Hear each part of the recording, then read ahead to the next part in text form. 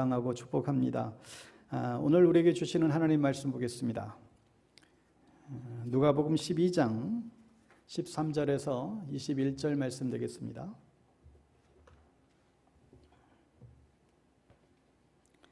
누가복음 12장 13절에서 21절 말씀, 신약성경 115면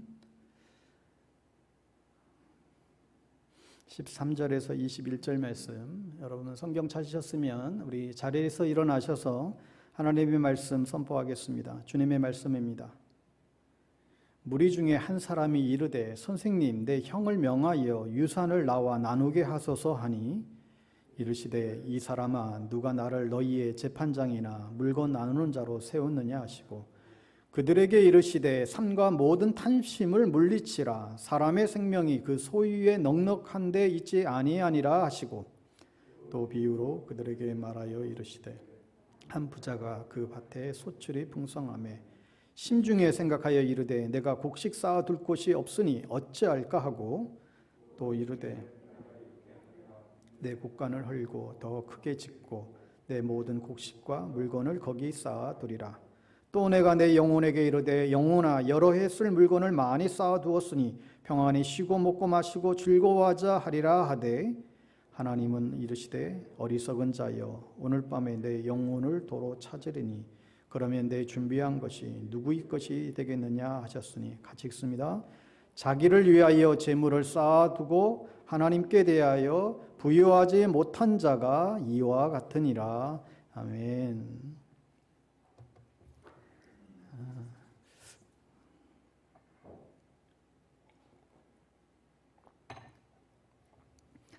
오늘은 오징어 게임에 빠져드는 인생, 이런 제목으로 하나님 말씀 증거하겠습니다. 오늘 설교 제목을 보시고 어떤 메시지인지 아시는 분들은 금세 눈치채셨을 것 같습니다. 최근에 나온 이 넷플릭스 그 드라마 시리즈 가운데에 오징어 게임이라고 하는 이 시리즈가 있습니다. 하도 여기저기서 이 한국 그 드라마가 영국과 미국의 시청률 1위를 찍었다라고 하도 호도를 하길래 저도 찾아보았습니다. 내용인즉 각각의 이제 사연으로 인해서 인생의 실패자가 되어 아주 빚더미에 앉아 절망에 빠져 있는 456명의 사람들을 대상으로 서바이벌 게임을 하는데, 최후 1인자가 456억을 찾게 된다는 그런 내용입니다. 근데 이 게임에 질 때마다 가차없이 죽임을 당하는 잔인하고 끔찍한 게임임에도 불구하고 물질의 눈이 먼 나머지 목숨조차 불사하는 이 자본주의 사회의 어두운 단면을 우리에게 고발해 주고 있지요. 또 최근에 상영 중인 보이스라고 하는 영화도 그런 비슷한 줄거림을 보게 됩니다. 보이스피싱을 통해서 남을 사기치고 등쳐먹으면서 그것을 삶의 쾌락으로 삼고 살아가는, 어떻게 보면 인간 말종들의 모습을 보여주고 있죠. 벌써 작년인가요? 재작년인가 크게 회자가 됐던 이야기 가운데에 베스트셀러 작가이면서 아주 연예인급 인기를 구사했던 한 스님이 말로는 무소유를 외치면서 엄청난 재산을 소유하고 있는 것이 이게 논란에 휩싸인 적이 있습니다. 이분은 사찰이 아니라 개인 집에서 이제 살았는데, 한 텔레비전 프로그램에 자기 집안을 공개해 주면서 이게 논란이 이제 시작이 됐죠. 남산타워가 바로 보이는 아주 고급 주택에 그렇게 살고 있었고, 실제 그의 삶은 들여다보니까 무소유가 아니라 풀소유였다. 이런 이제 지탄을 받았죠. 그가 또 종교적으로 무슨 수행하는 것도 거의 없고 그저 돈 되는 일에만 매달려 왔다는 거예요. 그래서 방송 프로그램에 출연을 하고 또 자신을 날리고 또 베스트셀러의 책을 통해서 인쇄를 받고 또 명상 앱 같은 거를 만들어 가지고 그것을 계속해서 판매를 하고 이런 일에만 매달려 왔다는 것입니다. 우리식으로 얘기하면 경건을 이익의 재료로 삼은 것이죠. 그래서 그의 위선적인 행실이 이제 밝혀지면서 온갖 비난을 이제 받은 바 있습니다. 불교의 한 관계자는 부채의 가르침을 팔아먹는 기생충이다라고 하는 심한 말까지도 쏟아내는 것을 보기도 합니다. 그런데 꼭 이 스님만 그렇습니까? 교회 안에도 종종 물질에 욕심을 내는 목사님들도 계시고 장로님들도 계시고 그런 것이죠. 이런 것을 보면서 얼마나 이 물질의 힘이 대단하면 속세를 떠나 수행하는 이 종교인들조차도 물질에서 자유하지 못한 모습을 보게 됩니다. 물질의 위력이 너무나 크다는 생각을 하게 되죠. 오늘날 우리가 살아가는 이 세상은 이 물질의 위력이 너무나 큰 물질주의 세상 속에 우리는 놓여 있습니다. 심리학자 리치트 다우슨에 의하면 물질주의가 뭐냐? 물질주의란 물질적 소유를 생활의 중심으로 여기고 소유의 추구가 삶의 만족의 근원이며 소유를 성공의 표식으로 여기는 것, 그 가치체제를 뜻한다라고 정의하고 있습니다. 자, 보세요. 물질의 소유를 생활의 중심으로 여기고 소유를 성공의 표식으로 삼는 것, 이게 물질주의라고 지적을 합니다. 여러분, 근데 이게 우리들의 모습이 아닌가요? 수입이 많으면 만족해하고 좀 돈 좀 벌면 성공했다고 하고 차가 바뀌고 집이 바뀌고 그러면 성공한 것으로 보는 것이죠. 그러니까 이 물질의 소유를 삶의 가치와 의미로 두는 삶의 그런 지향성을 이제 말하는 것입니다. 지금 반드시 내가 물질이 적고 많고 이것을 떠나서 이 물질이라고 하는 것은 한 사람의 가치 체제와 상관이 있습니다. 그러니까 내가 지금 설령 지금 가난하다고 할지언정 인생의 의미를 돈이나 소유에 둔다라고 한다면 그것을 만족의 근원으로 삼고 그것을 추구하며 살아가고 있다라고 한다면 그 사람은 물질주의자라는 것입니다. 그런 의미에서 이 물질주의와 탐욕은 뗄래야 뗄 수가 없는 관계에 있습니다. 일찍이 단테는 탐욕은 남과 나누지 않으려는 인색함과 오직 자신만을 위하여 소비하는 탕진이라는 양면성을 가진다, 이런 표현을 했어요. 그레고리우스도 탐욕은 배신, 사기, 거짓 위증, 불안, 폭력, 냉담이라고 하는 7달을 낳는다. 성경에서도 많은 곳에서 이 탐욕에 대해서 지적들이 나오는데 결론적으로 우리를 영적인 죽음에 이르게 하는 매우 강력하고 악한 죄가 틀림이 없다라고 성경은 우리에게 고발해 주고 있죠. 그러므로 내 안에 탐욕에 대해서 어떤 이유에서든지 두둔하거나 혹은 그 탐욕을 자극하는 모습들은 성도로서 결코 올바르지 않다는 것을 우리는 기억하셔야 됩니다. 부끄럽게도 우리나라는 서구 선진 유럽 나라들보다도 훨씬 더 물질주의에 사로잡혀 있다라고 하는 그런 보고들을 듣곤 합니다. 서구 선진 국가들이 우리나라보다 훨씬 잘 사는 부자임에도 불구하고 우리나라 사람들이 더 물질주의자라는 거예요. 우리가 더 물질을 삶의 중심에 놓고 그 소유를 성공의 잣대로 삼는다는 것이죠. 그리고 그것을 더 추구하며 살아간다는 거예요. 그래서 수단과 방법 가리지 않고 더 많이 소유하는 데에 혈안이 돼서 살아가는 게 우리나라의 모습이라고 그렇게 지적하는 것을 보게 됩니다. 부끄러운 지적이죠. 여러분, 오늘날 이런 세상 속에서 우리는 어떻게 살아가야 할까요? 저마다 경쟁하며 남을 죽여서라도 자신의 이익을 추구하는 이 오징어 게임으로 가득한 이 세상 속에서 예수님은 이런 물질주의를 추구하며 살아가는 세상 속에 우리는 어떻게 살아야 되는가? 오늘 본문은 예수님이 사람들을 대상으로 많이 이제 강론하고 가르치고 있는 가운데에 불쑥 한 청중의 중간에 뛰어드는 일이 생겼습니다. 13절에 보면 무리 가운데 한 사람이 불쑥 뛰어나와서는 예수님께 질문을 던져요. 선생님, 내 형제에게 명해서 유산을 나와 나눠주게 해주십시오. 아주 지금 예수님이 열심히 지금 강론 중에 있는데 생뚱맞는 질문을 지금 불쑥 던진 것입니다. 아마도 이 사람은 예수님의 그 강론을 들으면서도 머릿속은 온통 그 자기 집안 그 유산의 문제로만 가득했던 것 같습니다. 그리하여 설교를 듣는 중에도 참을 수가 없어서 자신에게 유산이 좀 더 돌아올 수 있도록 자기 형제들에게 좀 말해달라고 요청한 것이죠. 이때 예수님이 뭐라고 대답하죠? 이 사람아, 누가 나를 너희 재판관이나 분배인으로 세웠느냐며 아주 좀 거칠게 좀 반응을 보이신 다음에 사람들에게 이렇게 말씀하십니다. 15절 보면 너희는 조심하여 온갖 탐욕을 멀리하여라. 재산이 창고 넘치더라도 사람의 생명은 거기에 달려있지 않다. 예수님은 이 남자의 문제가 무엇인지 지금 정확히 이제 밝히고 있죠. 그것은 탐욕, 즉 물질에 대한 욕심이었습니다. 그러면서 주님은 우리의 삶이 물질에 의해서 좌우되는 인생이 아님을 밝히셨어요. 사람의 생명은 우리의 물질의 많고 적음, 소유에 결코 달려있지 않다라고 선언하고 있습니다. 그러면서 한 부자 농부의 비유를 들고 있잖아요. 어떤 부자가 있는데 열심히 해서 엄청난 수익을 거뒀어요. 평생 먹고 살 것이 생긴 것이죠. 대박이 났어요. 그런데 문제는 소출이 너무 많아가지고 이것을 쌓아둘 창고가 없는 거예요. 그래서 고민 끝에 새로운 곳간을 짓기로 결심을 했습니다. 거기에 평생 쓰고도 남을 소출을 잔뜩 쌓고 오늘 같으면 조기 은퇴해서 내 마음대로 하고 싶은 거 다 하고 여행 다니면서 그렇게 남은 인생 정말 눈을 날라 그렇게 살아야지 자신의 인생 계획을 그렇게 세운 거예요. 그랬더니 어떤 일이 벌어졌습니까? 문제가 하나 생긴 것이죠. 그게 뭐예요? 여러분들도 우리도 이렇게 이런 모습들을 추구하고 있지 않습니까?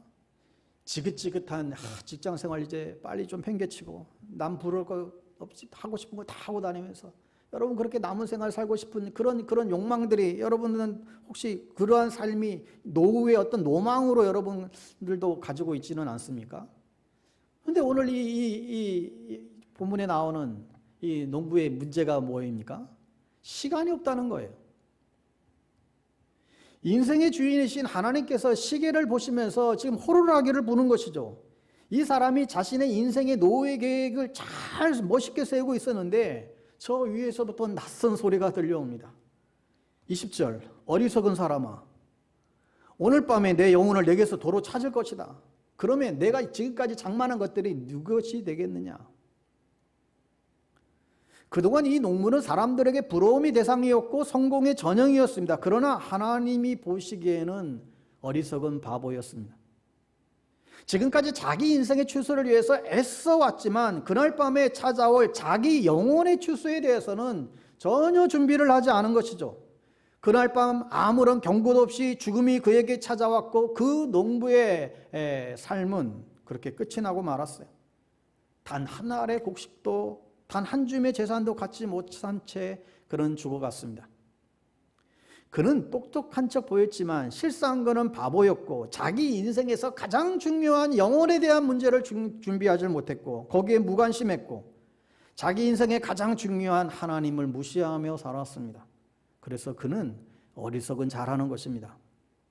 그러면서 주님은 결론과 같은 말씀을 21절에서 하시죠. 자기를 위하여 재물을 쌓아두고 하나님께 대하여 부유하지 못한 자가 이와 같으니라. 이게 무슨 말이에요?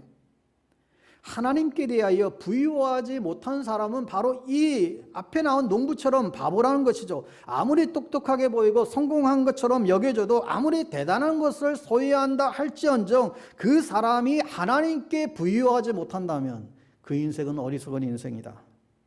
인생 잘못 살고 있다는 거예요. 실패자라고 하는 거예요. 주님은 거듭 말씀합니다. 물질을 의지하지 말고 물질에 소망을 두지 말고 하나님을 의지하고 하나님에 대해서 부유한 삶을 살라라고 오늘 우리에게 권면하고 있습니다. 오늘 이 본문을 통해서 주님이 주시는 메시지가 무엇입니까? 몇 가지를 우리가 좀 적용해 보려고 하는데 첫 번째는 탐욕을 물리치라는 거예요. 그것도 주의해서 탐욕을 물리쳐라. 주의하지 않으면 순식간에 우리는 물질의 종이 되어서 살아가게 되어 있습니다. 세상의 가르침이 뭐예요? 우리 인간의 숨겨진 탐욕을 계속해서 부추기는 거예요. 우리는 눈만 뜨면 사실 접하게 되는 게 온갖 방송의 광고와 선전들이 계속해서 우리 욕심에 대해서 계속 우리를 부추기죠. 이를테면요, 여러분 집에서 멀쩡하게 지금 잘 쓰고 있는 냉장고가 있는데 TV 광고에 아주 매혹적인 여배우가 나타나서 그 냉장고 문을 톡톡 두드리니까 냉장고 안이 확 다 보이고 별하별 그 기능들이 새롭게 다 소개가 되고 그러면서 이런 멘트들이 나오죠. 지금까지 이런 냉장고는 없었다. 이런, 냉장고 드디어 작품이 되다. 이런 문구들을 또 보게 되면 우리 집에 있는 시커먼 냉장고는 더 이상 냉장고로 보이지가 않습니다.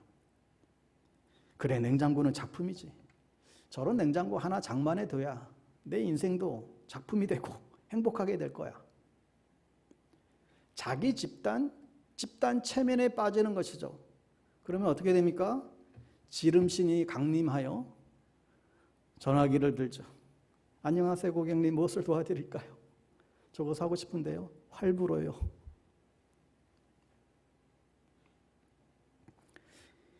이처럼 세상의 모든 것들이 우리 인간의 탐욕을 부추기는 이유는 이 탐욕이 물질주의를 떠받치는 기둥이기 때문에 그렇습니다. 만약 탐욕이 없다면 물질주의는 더 이상 존재하지 못할 것입니다. 그래서 물질주의 세상은 수많은 광고비를 들이면서 우리의 탐욕을 부추기는 것이죠. 저 전자제품을 사야, 더 큰 집을 사야, 더 좋은 명품 옷을 입고 다녀야, 더 좋은 자동차를 사야 행복해진다고 수도 없이 우리에게 속삭입니다. 그러나 진짜 잘 사는 것이 무엇인지 아는 예수님은 너희는 온갖 탐욕을 멀리하라고 권면하죠. 그 이유는 우리의 삶이 소유의 많고 적음에 있는 것이 아니다. 여러분, 풍성한 소유가 반드시 우리의 행복을 약속하지 않습니다. 세상이 그렇게 유혹하지만 그렇지 않다라는 거예요. 풍성한 소유가 반드시 행복한 삶으로, 풍성한 삶으로 이어지지도 않습니다. 여러분, 우리가 우리 생활에 필요한 정말 이제 그런 그 일정한 수입은 우리를 행복하게 해주죠. 너무너무 필요하지 않습니까? 우리가 일상의 생활에 필요한 우리의 어떤 생존을 위한 그것을 위한 어떤 그런 수입들은 우리를 참 행복하게 해주지만, 근데 어느 정도 그 선이 넘어가게 되면 그 이상의 수입은 그것으로 결코 우리를 행복하게 해주지 않습니다. 오히려 그것을 유지하기 위해서 더 많은 스트레스를 받고 그게 내게 짐이 되어서 더 불행 가운데 빠지게 되는 경향들이 너무너무 많다는 거예요. 여러분, 탐욕은 위험합니다. 그것은 하나님에게서 멀어지게 하죠. 하여 바울은 탐욕이 우상숭배다라는 표현까지 했습니다. 이 말은 탐욕에 휘둘리면서 하나님을 섬길 수가 없다라는 거예요. 내 안에 욕심이 가득하면서 동시에 하나님에 대한 사랑으로 가득할 수 없다라는 거예요. 물질에 대한 그 욕심이 나를 지배하면서 동시에 하나님이 나를 지배하는 일은 없다라는 것이죠. 그러니 탐욕이 우상숭배라는 것입니다. 하나님이 아닌 다른 것을 더 사랑한다는 것이죠. 예수님은 사람이 돈과 하나님을 겸하여 섬기지 못한다라고 분명히 말씀하셨죠. 우리는 돈도 좀 좋아하고 또 예수 하나님도 좋아하면서 참 균형을 잘 맞추면서 얼마든지 잘 살아갈 수 있을 것 같은데 이런 생각을 우리는 하고 싶죠. 근데 그렇게 되지가 않습니다. 주님은 딱 잘라서 그렇게 될 수 없다 말씀하셔서 결국은 우리가 하나를 선택해야 되는 그런 상황에 이르게 됩니다. 이 말은 돈이 필요 없다거나 예수님이 우리에게 돈을 안 주시겠다 이 말이 아니죠. 그 말은 우리 마음의 주가 누가 돼야 되는지에 대해서 주님은 우리에게 말씀하는 거예요. 우리의 인생의 지향점은 어디에 있어야 될지를 말해주는 것이죠. 결국 탐욕은 우리를 비참하게 만들 것입니다. 바울은 디모데전서 6장 9절과 10절에서 이 탐욕의 해악에 대해서 묘사하고 있는데 여러분 화면을 통해서 우리 같이 한번 읽겠습니다. 세 번역으로 읽을게요. 시작. 부자가 되기를 원하는 사람은 유혹과 올무와 여러 가지 어리석고도 해로운 욕심에 떨어집니다. 이런 것들은 사람을 파멸과 멸망에 빠뜨립니다. 돈을 사랑하는 것이 모든 악의 뿌리입니다. 돈을 쫓다가 믿음에서 떠나 헤매기도 하고 많은 고통을 겪기도 한 사람이 더러 있습니다. 자, 여기 보면요, 부자가 아니라 부자가 되기를 원하는 사람. 다시 말해서 인생의 목표가 부자가 되는 데 있는 사람이 이런 어려움에 빠져든다는 거예요. 그냥 돈을 쓰고 돈을 버는 것이 아니라 돈을 사랑하고 돈을 쫓아가는 사람들이 이렇게 된다. 아시다시피 여러분, 돈은 선도 아니고 악도 아니에요. 중립적인 가치예요. 잘 쓰면 돈처럼 유용하고 정말 또 또 잘못 쓰면 돈처럼 악한 게 없어요. 그리고 돈은 우리 삶에 사실 너무너무 필요한 것이고 또 우리에게 많은 좋은 것을 주기도 합니다. 그래서 정말 돈으로 좋은 일들 너무너무 많이 할 수가 있어요. 여러분 혹이라도 나는 돈을 어떻게 써야 될지 모르겠다 이렇게 고민하는 분이 계시다고 한다면 여러분 절대 고민하지 마시고 부탁인데 저에게 좀 갖다 주세요. 저는 쓸 데가 너무 많아요. 저를 위해서 쓸 일은 없지만 정말 돈 필요한 분들에게 쓸 일이 많으니까 저에게 갖다 주면 잘 쓸게요. 성경에 보면 하나님께 잘 쓰임받은 돈 많은 부자들이 있어요. 문제는 돈이 우리의 삶의 목적이 되고 사랑의 대상이 되는 데 있습니다. 어느 순간에 실질적으로 하나님보다도 그게 더 중요해지게 되는 것이죠. 그러면 우리는 탐욕에 시달리는 삶을 살아가지 않을 수가 없게 됩니다. 잘 알려진 옛 이야기가 있습니다. 어느 임금님이 한 농부에게 네가 오늘 밟는 땅들은 네에게 다 주겠다고 한 거예요. 그래서 그 다음날 이 농부는 그 임금의 약속을 믿고 아침 일찍 일어나서 자기 땅을 확보하기 위해서 열심히 걷기를 시작했습니다. 아침도 거르고 정신 먹을 시간도 없이 열심히 한 발짝만 더 내디디면 이게 내 땅이 되니까 밥 먹을 틈도 없이 피곤을 무릅쓰고 죽을 힘을 다해요. 한 걸음 한 걸음 열심히 부지런히 걸었습니다. 해가 서산에 넘어가는 것을 바라보면서도 한 발자국이라도 더 걸으려는 마음에서 입에가 단내가 나고 가물가물 막 현기증이 막 일어나고 그러면서도 정신을 애써 바짝 차려가면서 조금이라도 많은 땅을 확보하려고 그렇게 걸었어요. 다른 것은 전혀 생각하지 않고 오직 그거에만 생각하면서 드디어 이제 밤이 다 되어가는 무렵에 이제 임금님께 돌아와야 될 시간이 되어 사력을 다하여 이 임금님께 돌아오게 됩니다. 그런데 얼마나 이분이 하루 종일 정말 죽을 똥살똥 그렇게 걸었는지 임금님 앞에 돌아오자마자 퍽 쓰러지고 말았죠. 그리고 진이 다 빠져서 일으켜보니 이미 그는 생명이 끊어져 있었습니다. 여러분 이 이야기는 뭐예요? 탐욕의 위험성을 우리에게 너무나 잘 묘사해 주고 있잖아요. 그런데 문제는 이게 그냥 옛날 이야기가 아니라는 거예요. 이거 옛날 이야기는 이게 아니라는 거죠. 오늘날도 이런 식으로 살아가다가 무너지는 인생이 우리 주변에 너무나 많습니다. 내용만 다르지 저마다 다 이 오징어 게임에서 벗어나지 못하는 것입니다. 자기가 죽어가고 있는데도 모른 채 심지어 죽을 걸 각오하면서라도 한 평이라도 더 차지하려고 경쟁하며 죽을 똥살똥 발버둥치는 인간들의 군상을 보여주는 것입니다. 조금이라도 넓은 집에 살려고 조금이라도 좋은 차 살려고 자식들 다 희생하고 가족들 관계도 다 희생하고 교회들의 관계도 다 때로는 다 무시해버리고 그냥 오직 조금이라도 이 땅 따먹게 하려고 달리는 거예요. 그러다 보니 어느 순간에 다 무너져 버리는 거예요. 부모 자식 사이도 무너지고 부부관계도 무너지고 내 내면의 정치세계가 무너지고 여러분 이 탐욕을 물리치시기를 바랍니다. 그렇지 않으면 그것이 되려 우리를 해치게 될 거예요. 사랑하는 여러분, 여러분들에게 무엇이 필요한지 아시는 하늘 아버지가 우리의 아버지 되심을 믿으십시오. 그분이 우리의 인생의 공급자이고 주관자가 되십니다.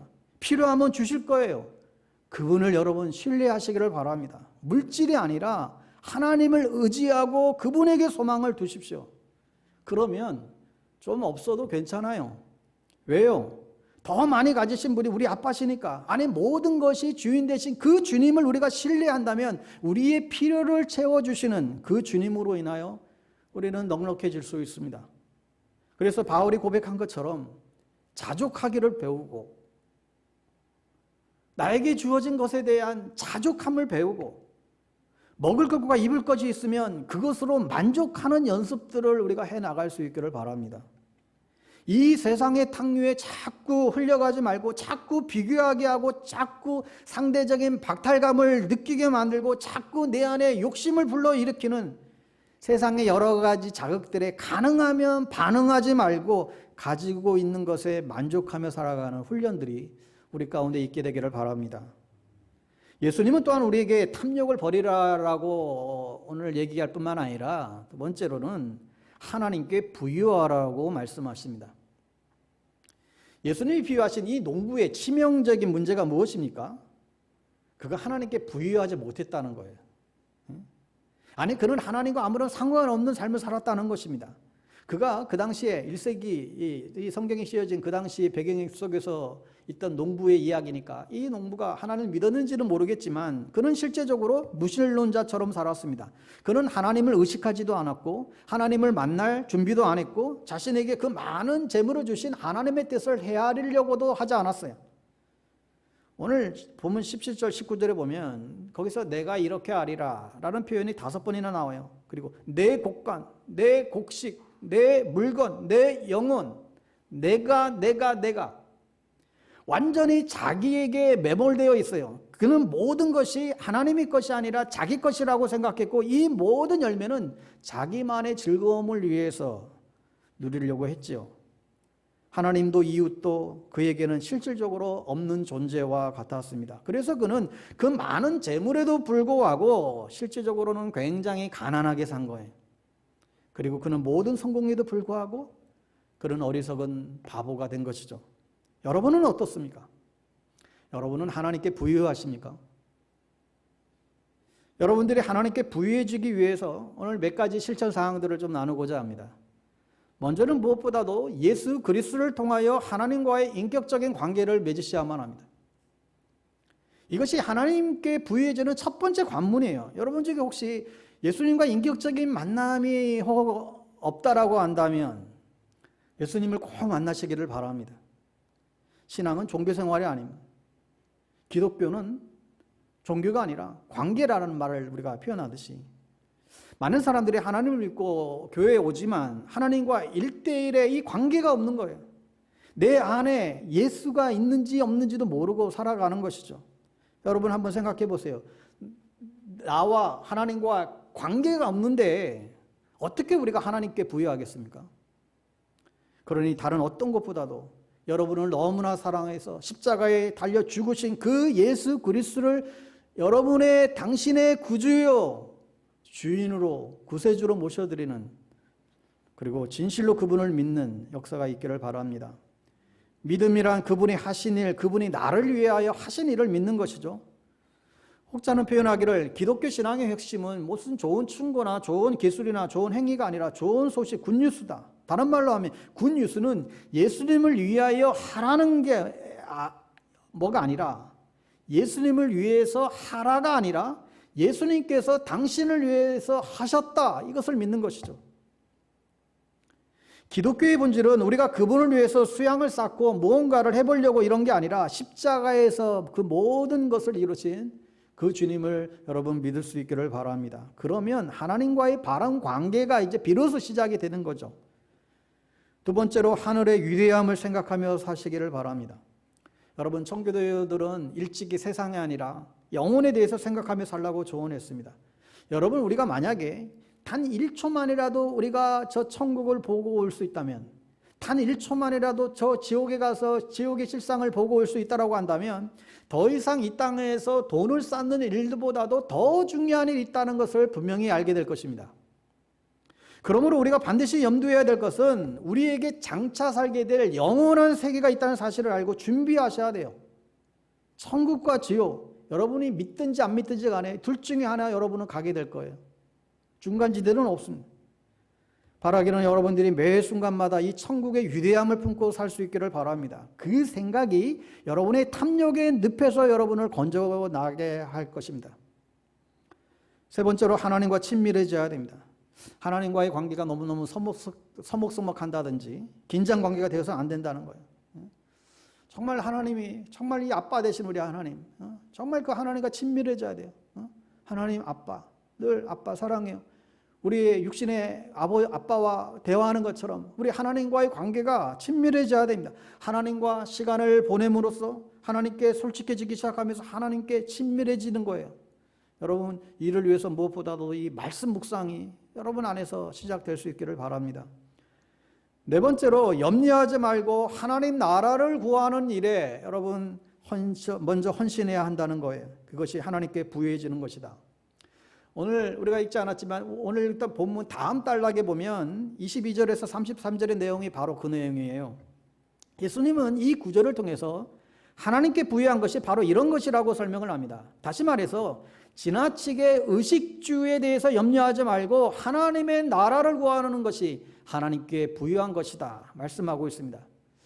우리가 지난주 금요 기도회 때도 나누었듯이 우리는 먼저 나의 나라, 나의 계획, 나의 유익을 구하는 것을 잠시 내려놓고 하나님의 영광, 하나님의 주권, 하나님의 통치와 계획을 구하며 나아갈 때 하나님께서 우리 인생 가운데에 하나님의 열심이 나타나게 될 것이다. 우리가 마음에 꼭 품었으면 좋겠습니다. 자, 다섯 번째는 어려운 이웃을 돌아보고 선한 일에 더욱 힘쓰시기를 바랍니다. 잠언 19장 17절에 보면 가난한 사람에게 은혜를 베푸는 것은 주님께 구워드리는 것이니 이런 말씀이 있어요. 얼마나 기가 막힌 말씀인지 모르겠어요. 여러분, 주님께 구워주는 것보다 남는 장사가 어디 있을까요? 그분처럼 부유한 분이 없고 그분처럼 관대한 분이 없는데 그분에게 구워드리는 거예요. 이거 뭐 어떤 적금이나 어떤 보험보다도 더 완벽한 훌륭한 상품이죠. 우리 교회 지체들을 돌아보면 매달 어려운 이웃들, 아이들을 위해서 열심히 돕는 일에 구제하는 이들이 많습니다. 매달 구제연금에 동참하고 또 틈틈이 물질을 들여 어려움을 나누는 분들이 많이 계십니다. 우리 교회도 적지만 성계지와 또 개척교회와 또 등등 정기적인 도움 그리고 기회되는 대로 어려운 이웃들을 도우려고 애를 쓰고 있습니다. 매해마다 절기 예배 때에는 절기 예배 때 나오는 헌물과 헌금들은 온전히 어려운 이웃들을 돕는 데 다 흘려보내고 있습니다. 우리 교회가 더 구제와 선교에 힘쓰는 교회가 되기를 바랍니다. 바울은 디모데전서 6장 18절에서 이렇게 고면했어요. 또 선을 행하고 좋은 일을 많이 하고 아낌없이 베풀고 즐겨 나누어 주라고 말씀하죠. 여러분, 내년에는 구제 사역에 더 좀 꽃을 피울 수 있게 되기를 기대하고 있는데 지금은 우리가 관내 독거노인들 우리 반찬봉사들 그렇게 하고 있지만 내년에는 그냥 일명 그 하늘 창고 사역, 나중에 또 설명드리겠지만 하늘 창고 사역이라는 이 타이틀을 가지고 좀 확대되려고 합니다. 그러니까 매주 반찬 봉사와 더불어 이제 매달마다 그 정해진 가정들, 그 가정에 필요한 생필품들, 또 양식들을 제공해 주는 그런 섬김들 감당하고자 합니다. 여러분, 이 일을 위해서도 여러분 기도해 주시기 바랍니다. 내년에 이 부분들이 좀 안정이 되면 그 다음 단계로는 지난번에 말씀드렸던 어린이 식당 운영하는 데 있습니다. 여러분, 이 어린이 식당 운영하는 문제는 하나님이 우리 공동체 지체들에게 또 저에게 주셨던 하나님의 마음이기 때문에 이 마음을 팽개치지 않으려고 애를 쓰고 있습니다. 그러니까 하나님이 주셨던 마음이니까 우리가 이 마음에 우리가 순종하고 또 이것을 계획하고 준비하고 또 진행해 나갈 때 하나님께서 이것을 통해서 기뻐하시고 또 많은 열매를 보게 될 것이라고 그렇게 믿습니다. 사랑하는 여러분 이 땅에서 너무 부자가 되려고 애쓰지 말고 하나님께 부유한 자가 되는 일에 여러분 힘쓰는 여러분 되시기를 바랍니다. 하나님이 인정하시는 그런 부자가 되십시오. 부자가 아니지만 베풀고 나누는 부자처럼 살아가세요. 부자이면서도 전혀 부자같이 살아가지 않는 어리석은 인생들이 있어요. 너무 인색해서 5,000명 먹일 거 자기 혼자 방석에 깔아앉고 자기 혼자 먹는 사람이 있어요.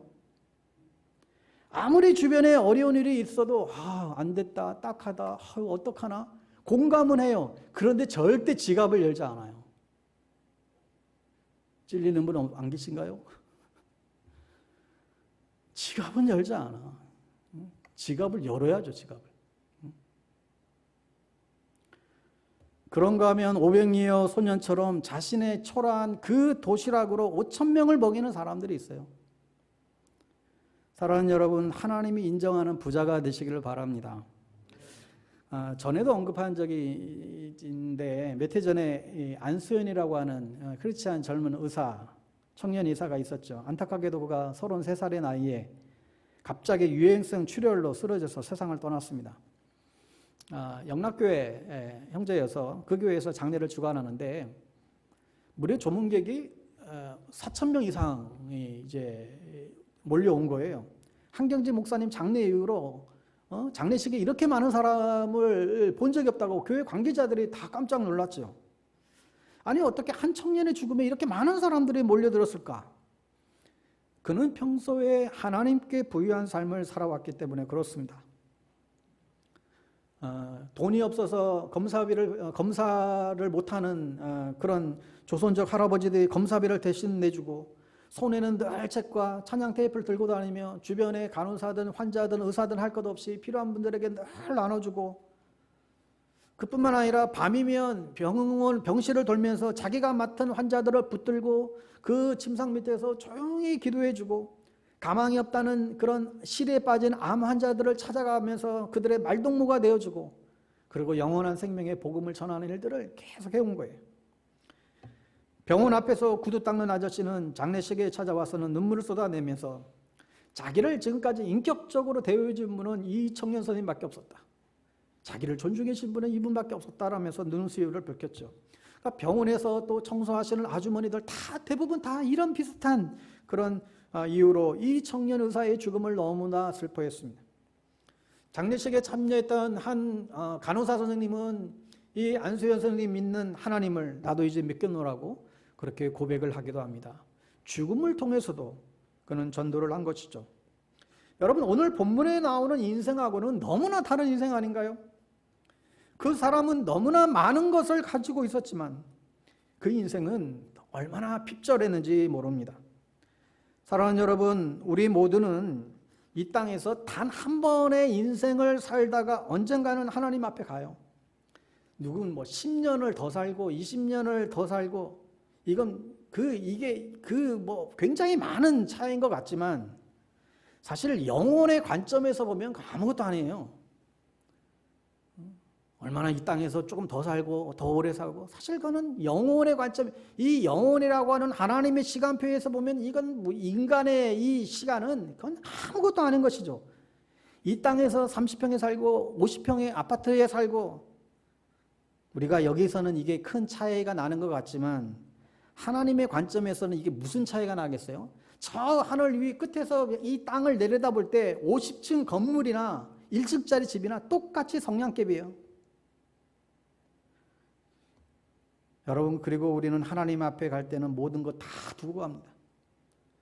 여러분, 누군가 그래요. 우리 인생에 있어서 돈보다도 시간이 먼저 떨어진다는 거예요. 돈보다도 시간이 먼저 떨어진대요. 나이가 갈수록 돈이 없어서 못하는 게 아니라 시간이 없어서 못한다는 거예요. 여러분, 우리에게 탐욕의 유혹이 찾아올 때마다 우리의 인생이 얼마나 짧은지에 대해서 명심해야 됩니다. 우리 생의 짧음을 여러분 기억하세요. 그러므로 너무 욕심내시지 말고 너무 인색하지도 말고 하나님께 부유한 삶을 살아가십시오. 하나님이 부자로 만들어주시면 감사하시고 그걸 누리면서 더 많이 베푸는 삶을 사시면 되죠. 설령 또 혹 부자가 되지 않더라도 너무 부자가 되려고 애쓰지 말고 하나님께 부자가 되려고 애쓰시기를 바랍니다. 우리 모두가 다 이 안수현 청년처럼 살 수는 없겠지만 하나님께서 부르시는 그 자리에서 내 영혼을 가꾸고 하나님과의 친밀한 그 관계를 개발해 갈 뿐만 아니라 하나님께서 나에게 허락한 사람들 최선을 다해서 섬기고 선한 일에 힘쓰는 그런 사람이 되시기를 바랍니다. 그게 하나님께 부유한 삶이고 그게 진짜로 잘 사는 것이죠. 우리는 오늘 이 물질 만능주의 세상 속에서 어떻게 살아가야 되는지 오늘 주님께서 우리에게 새로운 기준을 말씀해 주셨습니다. 그것은 탐욕을 버리고 자기를 위하여 재물을 쌓아두지 말고 하나님께 부유한 인생이 되라. 여러분, 이 시간에 그 음성에 반응하시기를 바랍니다. 한 번밖에 없는 인생, 부유해지려고 애를 쓰는 것이 아니라 헛되고 헛된 것을 늘 쫓다가 아파트 화장실 개수 늘리는 그 인생, 그렇게 해서 끝나는 인생이 아니라 영원하시고 모든 것을 주관하시는 우리의 참된 인생의 성공을 하시는 그 하나님께 부유한 인생이 되겠노라고 결단하고 고백하는 여러분 되시기를 바랍니다. 앞에서 언급했던 오징어 게임의 그 모든 그 주체자인 나중에 그 늙은 영감이 나오는데, 이 늙은 영감은 아무리 자기가 재산 아무리 많이 가져보고 아무리 많은 것을 누려봐도 만족이었고 기쁨이 없길래 어린 시절 동네 친구들과 땅 따먹기 하면서 놀았던 그 기쁨, 그 기분을 다시금 느끼고 싶어서 이런 아주 발칙한 엽기적인 게임을 계획했노라고 밝히고 있죠. 사랑하는 여러분, 우리가 속지 말아야 됩니다. 우리에게는 물질보다도 더 중요한 게 있습니다. 이스라엘 백성들이 광야의 여정 속에서도 만나와 메추라기로 먹이신 하나님, 광야 40년 동안 옷이 헤어지지 않았고 신발이 헤어지지 않는 복을 주시는 하나님을 기억하시기 바랍니다. 먹고 사는 문제보다도 하나님이 더 중요합니다. 나에게 필요한 것은 먹고 마시고 즐기는 것이 아니라 그것을 제공해 주시는 하나님이 중요하고 주님과의 관계가 중요한 것입니다. 참 그리스도인은 어떤 장소에 홀로 있어도 주님 때문에 외롭지 않는 사람이 되어야 됩니다. 또 나이가 들수록 혼자 있어도 결코 외롭지 않는 사람이 되어가는 것이 그리스도인의 삶입니다. 예수가 나의 부유함이 되게 하십시오. 예수가 나의 전부입니다. 예수님 한 분으로 정말 충분합니다. 예수가 나의 전부가 되십니다. 내 안에 계신 이 예수, 그 예수를 알미 우리의 가장 큰 복입니다. 그러므로 그 하나님께 내가 사랑했던 모든 것, 내가 주인 되었던 그 모든 것, 그 하나님 앞에서 다 내려놓고 만족의 근원 되시는, 우리의 공급자 되시는, 우리의 영원한 사랑 되시는 그 주님만을 사랑하며 살겠노라고 고백하며 찬양하는 저와 여러분 될 수 있게 되기를 주님의 이름으로 축복합니다. 아멘. 우리 이 찬양으로 고백했으면 좋겠는데요. 그냥 이 가사 자체로 우리의 신앙 고백이 됐으면 좋겠습니다. 우리가 이 마음을 좀 다스리면서 우리 이 찬양 가사에 무게를 두고 좀 이렇게 고백하면 좋겠습니다.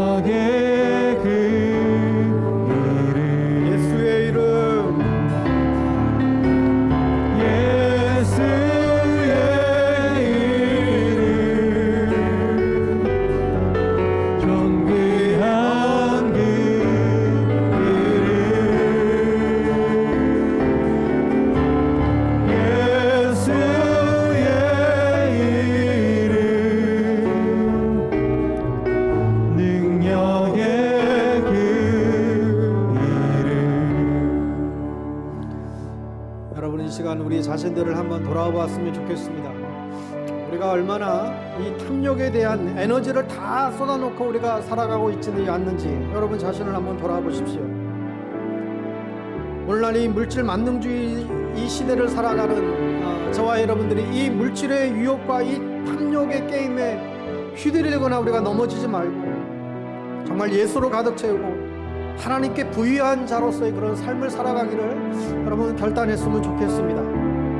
이 시간 기도하실 때 내가 그동안 주인 삼았던, 내가 만족 삼았던 그 모든 것들을 내려놓고 내 안에 가장 귀한 이 예수의 이름을 부르며 우리가 승리할 수 있도록 주님 우리를 붙들어 달라고 오늘 말씀 기억하시면서 함께 고백하며 우리 기도하기 원합니다. 기도하겠습니다. 하나님 아버지, 하나님의 물질주의를 이 시대를 살아가는 저희들이 얼마나 이 탐욕에 무방비하게 우리가 방치되어 살아가고 있는지 다시금 돌아보게 해주셔서 감사합니다. 우리 안에 있는 이 탐욕의 욕망을 물리칠 수 있는 용기와 믿음을 주님 허락하여 주시옵소서. 하늘의 소망을 아버지 붙잡고 살아가게 되기를 원합니다. 비록 내 몸은 이 땅 가운데 있지만 우리의 영은 하늘 소망을 품고 살아가는 저희를 되게 하여 주시옵소서. 이 땅의 삶이 너무나 짧다는 것을 우리가 놓치지 않게 해주시고 그래서 언제든지 주님 부르실 때 우리가 기쁨으로 주님 앞에 나아갈 수 있는 저희들 될 수 있도록 인도하여 주시옵소서. 오 아버지 하나님, 우리가 진정으로 예수 그리스도의 삶을 우리가 본받게 되기를 원합니다. 이 땅 가운데 참으로 인자는 머리 둘 곳이 없다라고 말씀하셨듯이 정말 아버지 하나님이여 이 땅의 것이 아니라 그 하늘의 영광을 위해서 살았던 주님, 우리가 그 주님을 닮아가게 해주시고 그 주님의 삶을 우리가 알리는 자가 아니라 뒤따라가는 그런 삶을 살아갈 수 있도록 주님 도와주시옵소서. 참으로 이 어려운 이 시대 가운데 우리가 물질의 탐욕에 휘둘리지 않고 하나님께 부유한 자로 살아가며 그런 당신의 백성들 되어줄 수 있도록 주님이 도와여 주시옵소서.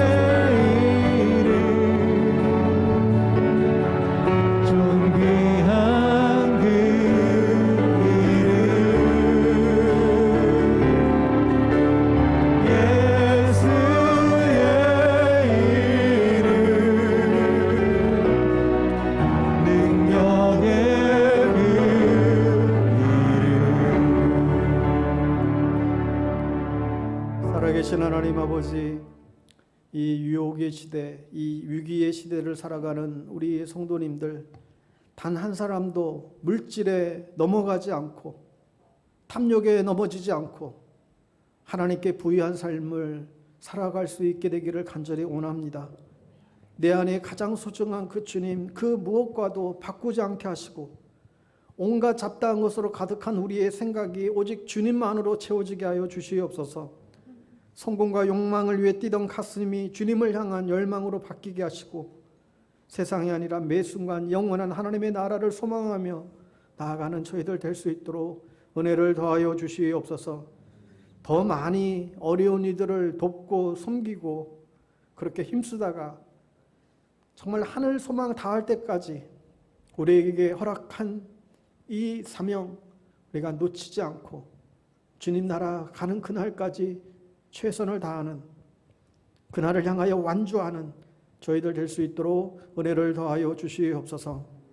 지금은 우리의 생명의 주요 되신 예수 그리스도의 은혜와 하나님 아버지의 사랑하심과 성령님의 교통 역사 충만케 하심이 오늘 주신 주님의 메시지 마음에 받고 세상의 이 물질주의의 노예가 되는 것이 아니라 예수만이 우리의 힘이요 왕이요 주인 되심을 고백하며 예수로 우리의 삶을 가득 채우고 예수로와의 더 깊이 있는 그런 관계하는 친밀한 삶을 살아가기를 다시금 고백하며 나아가는 주의 백성들 머리 위에와 흩어져 있는 온 성도들 머리 위에 또 우리의 인생과 또 저 북녘 땅, 저 아픔 가운데 있는 저 땅 위에 지금부터 영원토록 함께 하옵시기를 간절히 축원하옵나이다. 아멘.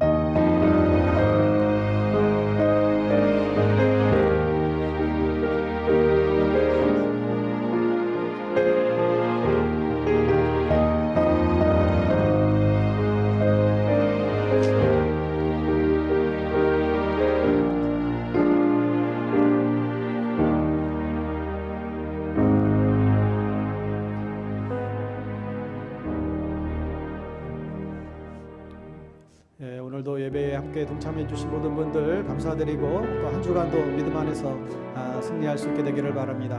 복된 오후 되시기를 바랍니다. 안녕히 돌아가십시오.